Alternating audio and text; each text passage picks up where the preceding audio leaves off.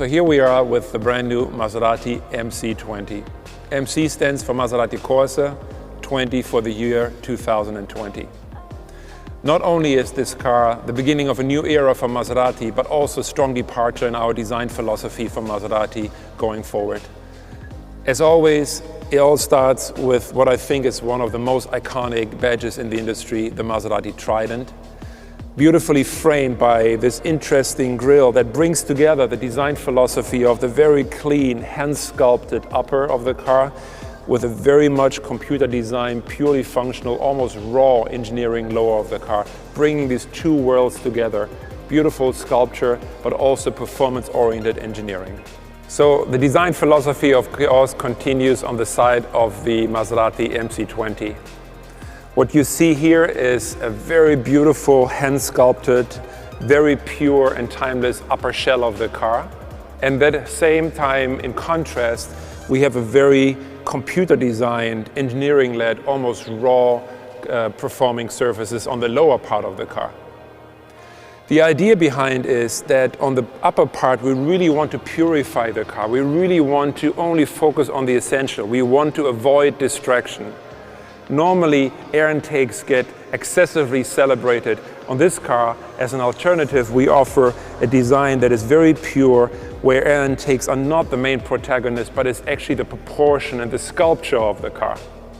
But at the same time, of course, we offer the eye some very iconic Maserati design elements. It starts, of course, with the Trident, framed by our typical triangular C-post. And of course, we also have the three portholes, which normally on a Maserati you would find on the front fender, as it is there to help cool the engine. But since, of course, the V6 is mid-engine mounted, we have it right here next to the engine.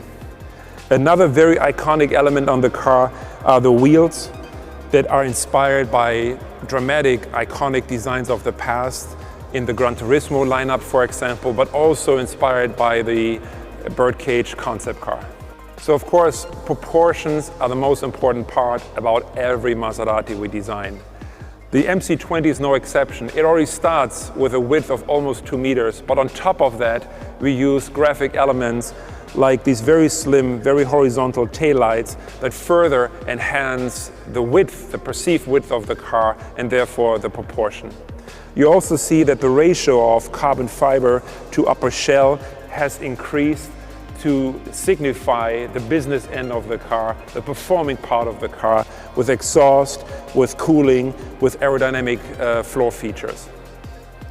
A very cool technology part of the car is what you see here, an additional rear view camera, which in addition to the normal rear view camera that you already know from your car, provides an image to the rear view mirror. So even though you're sitting in a mid-engine car, you will always have a very unobstructed view of what is behind you.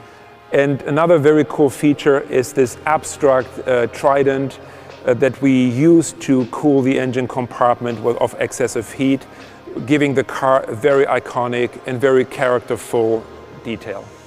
Every project starts with a package. Every project starts with what we call the Y0 line. The Y0 line is what defines the silhouette. It's the center line of the car. It defines the shape of the cockpit. It defines the approach of the engine compartment. And for a car like the MC20, most importantly, it also defines the aerodynamic characteristics.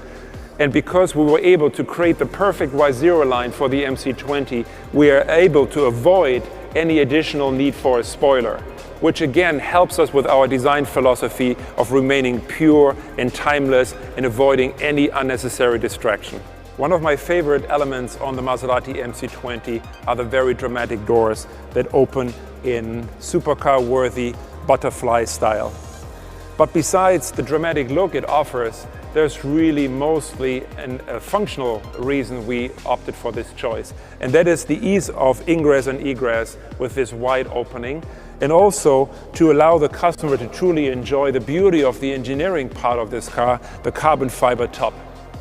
Once you're in the interior of the Maserati MC20, you will see that this is all about keeping your eyes on the road, all about avoiding distraction, but also all about absolute cabin space and comfort. This car is racetrack ready, but at the same time will give you the space and the comfort and the amenities and the technology to go the long distance travel. You will see very pure shapes, very pure form. You'll see that the center console is moved very low, very much out of the way, only housing the most important features, which is the drive mode selector, which is the selector to change between manual and drive, and then the park, of course. Everything else is remaining very, very pure, and you can operate the rest of the car all from your fingertips and the steering wheel with all the controls, and of course the Maserati iconic pedal shifters. Here at Centro Stile in Torino. And today I want to take a look with you at what defined the design of the MC20. And I thought the best way to do this is with a quick sketch. As you can imagine, any car really, it starts all with the proportion. And the first thing we always draw on any car, of course, are the wheels to define the wheelbase, how far the wheels are spaced. It also helps defining cabin space later on the car. But then what is extremely important is what we call the Y0 line, which is the center line of the car. We call it zero because, or Y0 because the Y helps us define the part of the grid in the three coordinates, Z becoming the height and Y becoming the width. And this line is absolutely important, not only to define the space of the car, or the cabin I should say, and the engine compartment, but it's super important for the aerodynamic, because up here is where we have the apex of that line, and here's where we have the maximum roof height also for the cabin space, for the passenger and the driver. But very important to get this line right together with the guys in aerodynamics to be able to only get away with a fixed spoiler, because if we nail the line as we did on this car, you don't need to have a movable spoiler, you can just work with a fixed spoiler. Of course, to complete the proportion of the car, you need to know, the DLO as we call it. It's called daylight opening. DLO is kind of a designer term, I guess, and it defines, the glass area of the car. Of course, back here we already have the glass for the for the mid-engine. We need rear lights, we have front lights. But where it's becoming really interesting is when we talk about the functional aspects of this car. This part up here, in inside view, this is all you're going to see, defines the intercooler opening that supplies all the cooling for the mid-engine in the back. So what you see here in the side view is it's barely noticeable. And what is very important for us is that we didn't want to do what we see so much in the competitive segment, is that the car is almost designed around air intakes. For us it was important that we have a minimum amount of graphical details and really focus on the sculpture of the car. And the sculpture of the car is pretty much happening in the upper part of the car. We define reflections, bone lines, and they help us to really create almost like this Italian sculpture in the upper part of the car. I'm going to draw a quick section here so you get an idea. So it's a very, very round, very beautiful surface. But that surface then on the lower part of the car meets basically its opposite, which is like raw engineering surfaces. What I mean with that is all this down here is carbon fiber, and all this is designed to extract air from the front wheel and to bring in air for the rear wheel. So this is a super functional area, very much led by aerodynamics, very much designed on the computer. So we're bringing these two worlds together, the upper part almost being hand sculpted, very, very voluptuous Italian design, if you want to say so.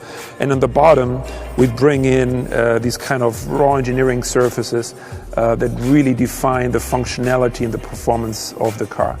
The same is true also for the back, because this point right here defines the end of the ground effect floor. So again, all this is carbon fiber, and again, super important for the aerodynamics. On the front, similar situation, of course, a lot of aerodynamic devices down here, and also beautifully bringing together the lower engineering part of the car with that upper part of the car, the sculpture.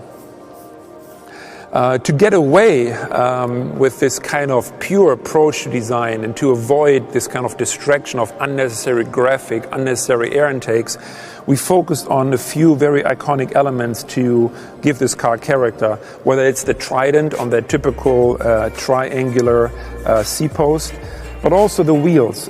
For the wheels, we were looking into our archives and really discussed and studied which wheels in the past we used really stand for Maserati and iconic and can only be used for this brand. And we came up with these Trident wheels that basically are a stylized form of the Trident. You see those three peaks here. And so we designed this three-spoke wheel designed by, or inspired I should say, inspired by wheels of the past out of the Gran Turismo portfolio, or also used on the very beautiful birdcage concept that was done quite a while ago. And the same, of course, is true for the front wheel. Again, these very, very beautiful, iconic wheels. And you can see I can sketch them very quick because, you know, they're very, very clear in design with these repeating Trident feel. So let's take a look at the front of the MC20 and what makes it unique, what went through our head when we designed this very, very important part of the car, as you can imagine. To no surprise, you find what would be called a grille in the front part of the car. I prefer the term frame because it really is there to frame what I think is one of the most iconic elements in the automotive industry, which is the Trident, the Trident, the Maserati Trident. And so the frame is really helping us to create attention around this very important icon for us. The overall proportion, of course, are very much driven by the fact that we have a super sports car, so very low. The car is just a touch over 120 tall. That allows us to get a really nice cabin space. But I want to highlight a quick thing here on the front because like the side, it's all about reducing noise, avoiding distraction.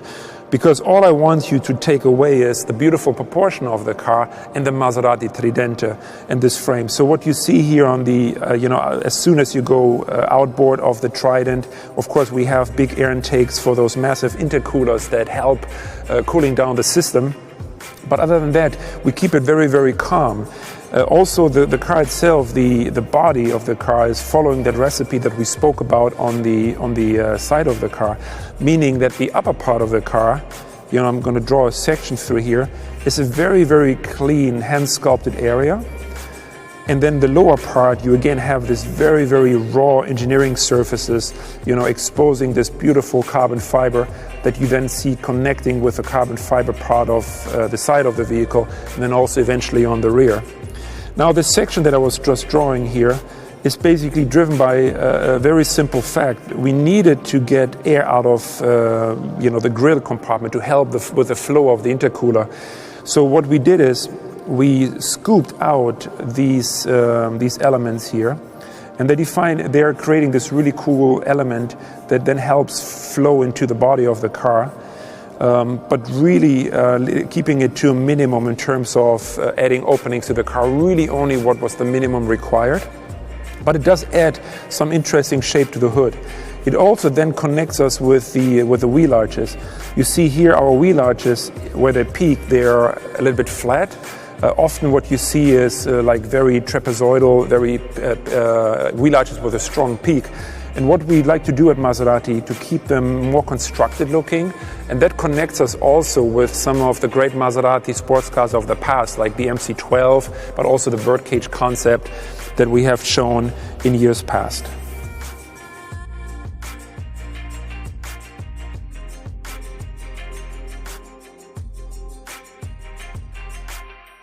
So let's take a look at the rear end of the car, the car you probably see, the part of the car you probably see most when you're in traffic. This car is incredibly proportioned, which of course is a dream for us designers. It is about 2 meters wide, 195 to be precise, without mirrors. So with the mirrors, it actually goes beyond 2 meters. And that allows us to create this beautiful stance, this dramatic proportion on the road. But to further emphasize it, we actually used the rear lights and made them super slim using really state-of-the-art technology. And using this graphic element further enhances the width of the car on the road. So you're physically wide already, but on top of that, you get the graphic impact of the lights to really create this amazing stance of the car.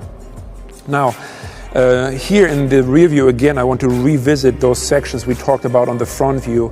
This unusual but very typical for Maserati sections for the wheel arch. Not the typical peak that you get on a lot of cars, but something that is more Maserati. You know this section probably already from the MC12, the spiritual predecessor of this car, but also from the birdcage concept.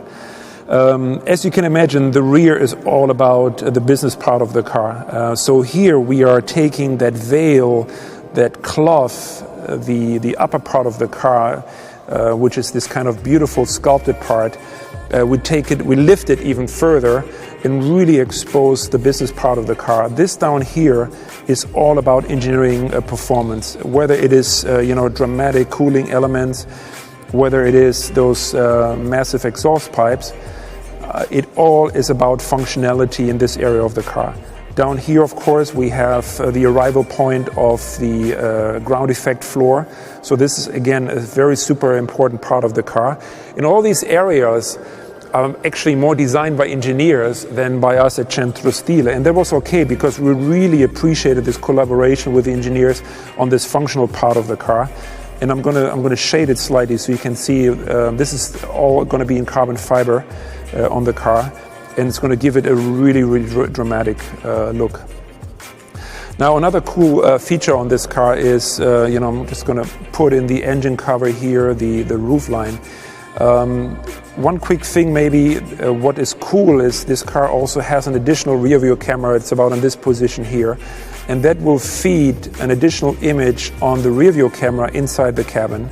And it will provide you with an unobstructed view of the rear of the car, what's behind you. And that allows us in return to be more free with the elements we had to use on the cover, because we needed to add a couple of elements to help with air circulation and to help airflow. So what we were able to do, we did a stylized Trident for these cooling elements. And that was a really cool feature, because at the beginning we were very concerned about these cooling slots we needed to use, because it made us, it felt like something we had seen before when there were just simple lines. But then the breakthrough really came when we realized the idea that we can do a stylized Trident using these slots. So it's a really abstract way to introduce the Maserati Trident on the rear of the car. And as a matter of fact, there's no additional Trident on the rear of the car, just the very familiar Maserati script on the edge of the car. So I really like ending on the rear view of the car, because it really shows these two worlds coming together, the design world, the sculpture world, and the raw engineering world. And it also represents the two teams that together developed this car, whether it is the team of designers, interior, exterior sculptors at Centro Stile, of which I am only one of many, but also this magnificent team of engineers in Modena. And together we were able to create the MC20 in perfect respect and in a perfect symbiosis.